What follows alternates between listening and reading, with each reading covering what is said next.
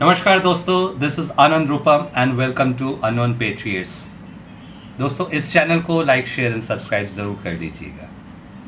पिछले कुछ दिनों से कॉकरोच जनता पार्टी, सोनम वांगचुक, जंतर मंतर, पूरे न्यूज़ मीडिया पे यही छाया हुआ है।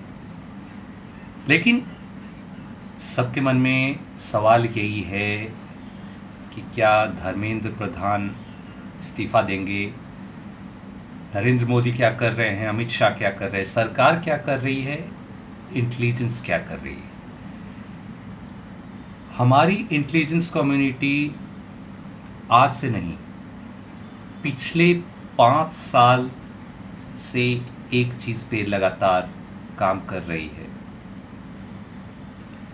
दरअसल 2020 फरवरी की वो घटना याद कीजिए जब अंकित शर्मा को ताहिर हुसैन के लोगों ने 55 बार चाकू खोद के मार डाला था।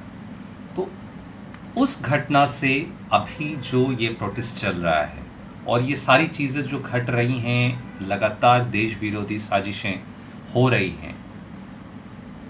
नासिक में जो टीसीएस का जो इतना बड़ा कांड हुआ, ये सारी चीज़ें एक दूसरे से कैसे जुड़ी हुई हैं, इन चीज़ों को हम विस्तार से आज बात करेंगे और इंटेलिजेंस डिपार्टमेंट हमारी क्या कर रही है। तो दोस्तों, 17 जुलाई को अनुराग कुमार को अचानक दिल्ली का पुलिस कमिश्नर बना दिया जाता है। सतीश गोलचे को आनंद फानंद में हटा के अनुराग कुमार को लाया जाता है। उसके बाद अमित शाह के साथ Delhi commissioner Anurag Kumar, home secretary, IB chief, इन लोगों की एक मैराथन मीटिंग चलती है। इसके पहले दोस्तों, हमें ये समझना ज़रूरी है कि अनुराग कुमार है कौन। ये स्पेशल डायरेक्टर रहे हैं आईबी के, और जब 2020 में ताहिर हुसैन वाली घटना घटी थी, दिल्ली दंगे हुए थे, उस समय young IB officer Ankit Kumar को जिस तरीके से मारा गया, उस समय एक बहुत सीक्रेटली आईबी ने एक इन्वेस्टिगेशन जारी की। उसके बाद से पूरा जो ये सीए के नाम पे प्रोटेस्ट हुआ था, उसके पीछे जो गहरी साजिश थी देश तोड़ने की, रेजिम चेंज ऑपरेशन का, उन चीज़ों को ट्रैक करना स्टार्ट किया गया। उन सारे चीज़ों को जो उस समय के स्पेशल डायरेक्टर आईबी के अनुराग कुमार थे, वो हैंडल कर रहे थे। सबसे पहले ताहिर हुसैन का डिजिटल रिकॉर्ड खंगाला गया। जो हमारे इंटेलिजेंस के जो स्पनाज के जो एक्सपर्ट्स हैं, ग्राउंड लेवल ऑपरेटिव्स हैं, वो इन्फिल्ट्रेट करते हैं ताहिर हुसैन के ग्रुप में। इसकी पूरी कुंडली खंगाली जाती है। उसके बाद इसके एक एक करके साथियों को ट्रैक किया जाता है, सर्विलेंस पे डाला जाता है, इनका जो भी सोशल मीडिया अकाउंट है। और इसके अलावा भी ऐसे ऐसे एलिमेंट्स हैं आईएसआई के, जिनके साथ ये लोग डार्क नेट पे भी चैट किया करते थे। ये सारे चीज़ों को ट्रैक करने की जिम्मेदारी अनुराग कुमार की थी। जब अंकित शर्मा की मौत हुई तो शुरू में जो मीडिया इसे कवर किया कि इस बंदे को मारा गया सिर्फ हिंदू होने के कारण। ये तो एक घटना थी ही, लेकिन क्या सिर्फ ये कोइंसिडेंस था, एक संजोग था कि एक यंग आईबी ऑफिसर को मार दिया जाता है, या उनके पास, ये ताहिर हुसैन एंड गैंग के पास पहले से इंफॉर्मेशन थी कि अंकित शर्मा एक आईबी ऑफिसर है। इसी इन्वेस्टिगेशन के दौरान दोस्तों, धीरे धीरे एक पर्टिकुलर सर्विलेंस टीम तैयार की जाती है। उसके बाद ऑपरेशन त्रिनेत्र आता है। त्रिनेत्र सिस्टम पे मैं कई बार वीडियो बना चुका हूँ कि कैसे एक एक करके इलेक्ट्रॉनिक सर्विलेंस के साथ एक एक इंसान के सारे bank account detail, social profiling, हर चीज़ को एआई के बेस्ड इसे ट्रैक किया जा रहा है। इसी दौरान पीएफआई पे ऑपरेशन ऑक्टोपस चलाया गया था, जो हमारा जो त्रिनेत्र सिस्टम है उसका एक बहुत एक क्लिनिकल ऑपरेशन रहा है, जो एआई बेस्ड जो त्रिनेत्र सिस्टम है उसको यूज़ करते हुए। इसके बाद दोस्तों जो ये त्रिनेत्र सिस्टम के साथ ये हमारे अनुराग कुमार जो स्पेशल आईबी के डायरेक्टर रहे हैं वो इन्वॉल्व थे। Excuse me. इसके बाद अभी रिसेंटली एक ऑपरेशन लॉन्च किया गया है, ऑपरेशन सत्य। ऑपरेशन सत्य में देखा जाएगा कि एक एक पैन डिटेल्स को खंगाला जाएगा, उसकी प्रोफाइलिंग की जाएगी, एआई बेस्ड एक अलर्ट जारी किया जाएगा हमारे जो सर्विलेंस सिस्टम से वहाँ पे। और कहीं भी अगर हवाला के साथ किसी का भी लिंक होने का सवाल है, अगर कोई हवाला के साथ लिंक होता है, कहीं से भी शेल कंपनीज में पैसे जाते हैं, इन चीज़ों को ऑपरेशन सत्या जो त्रिनेत्र सिस्टम है इसके साथ हैंडल करेगी। कोई भी बंदा, कोई भी एनजीओ, जैसे आपने देखा होगा कि Amit Shah recently FCRA bill लाए, जो एनजीओज के थ्रू जो ये हवाला का पैसा जाता था, ये जो ड्रग मनी हवाला के थ्रू सेल कंपनीज में यूज़ होती थी, उसके बाद इसी पैसों को टेररिज्म के लिए यूज़ किया जाता था। और ऐसे ही ये पैसे हैं दोस्तों, जो ये जो आंदोलन जीवी है, जो ये योगेंद्र यादव है, कुणाल कामरा है, इस टाइप के लोगों पे जो ये पैसा है, ये खर्च ऐसे ही होता है और ये हवाला के थ्रू एक बहुत बड़ा मल्टी चेन रैकेट के थ्रू ये चीज़ आती है। अब अमित शाह एक एक करके हर चीज़ पे क्रैकडाउन कर रहे हैं। तो ये सारा जो मल्टी बिलियन डॉलर का जो ये पूरा खेल था विदेशी एनजीओ, उसके बाद जो नक्सलिज्म का कमर अमित शाह ने पहले तोड़ा, उसके बाद बंगाल इलेक्शन जीता कि बंगाल इलेक्शन जीतने से ये जितनी भी बांग्लादेश के थ्रू जो फॉरेन फंडिंग जो देश के ऑपोजिशन पार्टियों को होती थी, उस पर एक बहुत बड़ा प्रहार हुआ। उसके बाद अमित शाह ने 3 साल का एक नया मिशन किया है, जो अब तक का सबसे बड़ा मिशन होने जा रहा है, वो ड्रग्स पे डायरेक्ट अटैक। तो इन सारी चीज़ों के होने से विदेशी ताकतें एकदम मानसिक तौर पे विक्षुब्ध हो गई हैं और ये जानते हैं कि अब अगर रेजिम चेंज ऑपरेशन को नहीं सक्सेसफुली अंजाम दिया गया तो ये नाउ और नेवर का सिचुएशन है। आगे अब कुछ नहीं कर सकते हैं। मॉनसून सेशन में क्या नए बिल आने वाले हैं, इससे भी जो विदेशी ताकतें हैं ये बहुत डरी हुई है।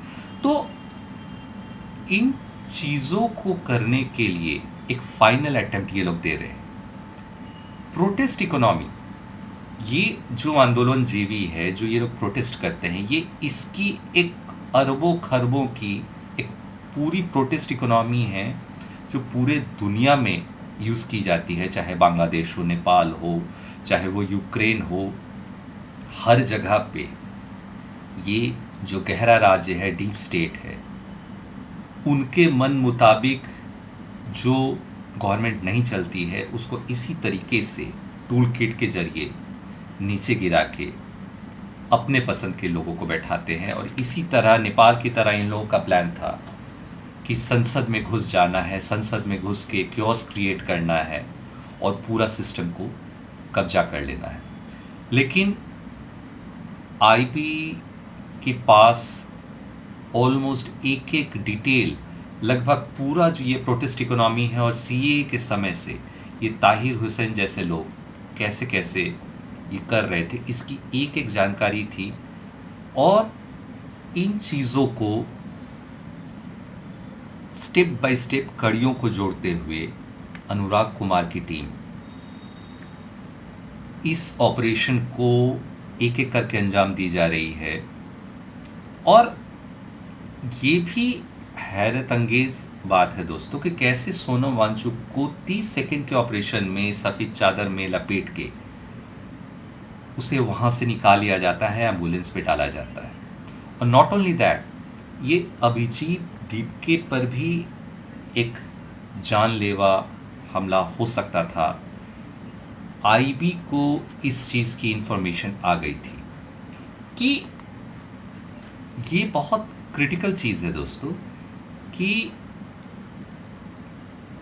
अगर अभिजीत दीपके या सोनम वांगचुक इनमें से किसी की मौत हो जाती, तो ये पूरा जो एक प्रोटेस्ट है ये एक विकराल रूप ले लेता। आईबी के पास इंफॉर्मेशन आई थी, इसीलिए चुपचाप दिल्ली पुलिस ने अभिजीत दीपके को वहाँ से हटा लिया, सेव कर लिया, क्योंकि ये षड्यंत्र ये लोग समझ गए थे कि ये लोग चाह रहे हैं कि सोशल मीडिया जो बाइट्स आई हैं कि किसी की मौत हो जाए। इस चीज़ की जानकारी आईबी के पास आ गई थी। अब एक बहुत इम्पॉर्टेंट और एक बारीक बात, जिस चीज़ को पूरे आंदोलन और जो ये पिछले 6 साल से नाटक चल रहा है सीएए के समय से, और इसमें कुछ कॉमन कैरेक्टर्स कैसे हैं और कैसे एक पूरी आईएसआई बेस्ड टीम है, एक ग्लोबल नेटवर्क ऑफ हैकर्स है, इस चीज़ के पैटर्न को हमारा जो इंटेलिजेंस का सर्विलेंस सिस्टम है ये धीरे धीरे पकड़ी है। और आपको दोस्तों याद होगा, जैसे मैंने कहा कि ये पूरे चीज़ों के साथ कहीं ना कहीं ये जो नासिक का जो टीसीएस का जो लव जिहाद का मामला हुआ था, वो कहाँ से डॉट कनेक्ट हो रहा है, इस चीज़ को ज़रा समझने का कोशिश कीजिए। कि जब ये लव जिहाद वाला मामला नासिक के टीसीएस से आया था, उस समय आईबी एक कमेटी बनाती है और वहाँ पे कुछ चीज़ें गौर की जाती हैं कि इस पूरे प्रकरण में आईएसआई के हैंडलर्स इन्वॉल्व हैं। तो आईएसआई के हैंडलर क्या सिर्फ लव जिहाद में इन्वॉल्व थी? नहीं। इंफॉर्मेशन दोस्तों ऐसी आ रही है कि टीसीएस के पास जितने भी स्टूडेंट्स हैं उसके बायोमेट्रिक्स होते हैं, और ये जो भी नीट वगैरह का एग्ज़ाम है इसके जो पेपर्स हैं, ये सारा डेटाबेस जो है वो टीसीएस के पास होता है। तो आईबी अब ये इस एंगल से भी देख रही है कि क्या जितने भी पेपर लीक्स वगैरह हुए हैं, तो टीसीएस का जो डेटाबेस है बायोमेट्रिक के थ्रू, और पूरा डेटाबेस को आईएसआई ने कहीं कब्जा तो नहीं किया है। ये एक बहुत बड़ी पॉसिबिलिटी है, क्योंकि इधर कई बड़े हमारे इंस्टीट्यूशंस पे साइबर अटैक्स भी हुए हैं। कई जगह एक सीक्रेट रिपोर्ट ये भी आई थी कि बहुत सारे sensitive information and database including students biometric ये ऑलरेडी आईएसआई के पास मौजूद है। जिस समय ये सारी घटना नीट का जो पूरा पेपर लीक हुआ, इस एंगल से इन्वेस्टिगेशन की जा रही थी कि कैसे आईएसआई के हैंडलर्स इन चीज़ों में इन्वॉल्व हैं। बाद में धीरे धीरे कड़ियाँ जुड़नी स्टार्ट हो गई कि ये पेपर लीक वगैरह का मामला को क्रिएट किया जाए ताकि एक बड़ा नैरेटिव बना के एक आंदोलन खड़ा किया जा सके। सीए का मामला हुआ, वो फेल हो गया। उसके बाद फार्मर के नाम पे प्रोटेस्ट किया गया, वो भी फेल हो गया। अब एडुकेशन पे अटैक इन लोगों ने प्लान बनाया। And why? धर्मेंद्र प्रधान। ये धर्मेंद्र प्रधान के आने के बाद से जो नेशनल एजुकेशन पॉलिसी की जो बात चल रही है, एक एक करके हमारे इतिहासों को बदला जा रहा है। जो फॉल्स इतिहास को पढ़ा के हमारे एक पूरे जनरेशन को जो ब्रेन वॉश किया गया था, उसे रिवर्स करने की कोशिश की जा रही है।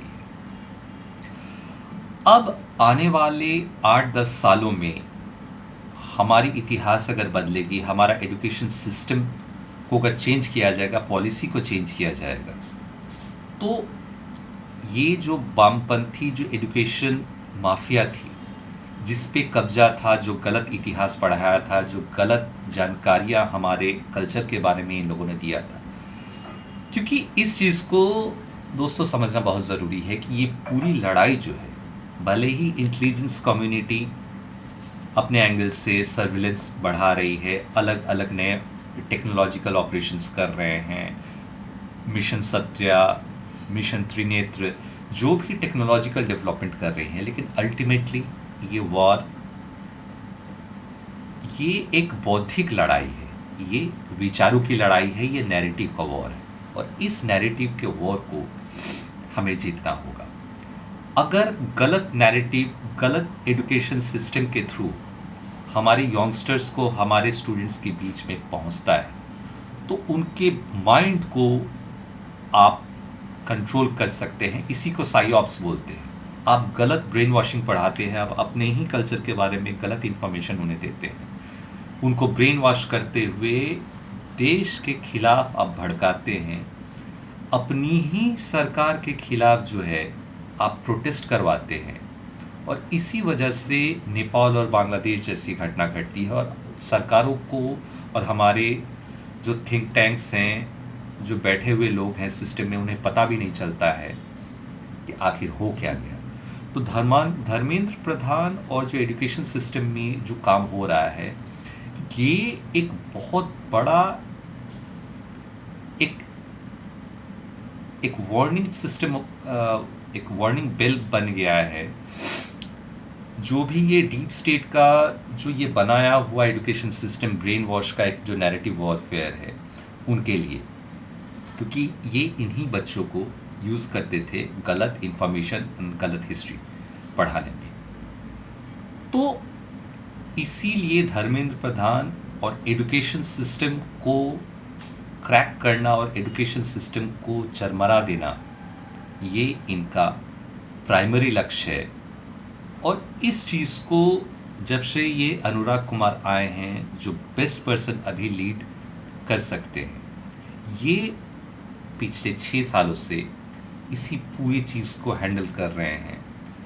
ताहिर हुसैन से लेके सीएए, फार्म प्रोटेस्ट, और उसके बाद ये वांगचुक और अभिजीत दीपके, इन लोगों को सेव करना, राइट टाइम पे इन लोगों को बचाना, केओस होने से रोकना, इसकी जिम्मेदारी फ़िलहाल आईबी, दिल्ली पुलिस और अनुराग कुमार के हाथों में है। हम ये एक्सपेक्ट कर सकते हैं कि अभी जो भी इंफॉर्मेशन आईबी के पास एक एक करके आ रही है, इसके ऊपर मैं और वीडियो बनाऊंगा, कैसे इनकी फॉरेन फंडिंग है, कैसे एक एक करके दुबई, लंदन में कुछ सीक्रेट मीटिंग्स हुई थी, इसकी कुछ जानकारियाँ आनी बाकी है जो मैं अगले वीडियो में बनाऊंगा। और एक एक करके सही समय पे सही स्टेप लेते हुए इन पे क्रैकडाउन होगी। इसकी जानकारी दोस्तों आगे हम लोग बात करेंगे। तब तक मैं आनंद रूपम आपसे आगे चाहता हूँ। जय हिंद, नमस्कार।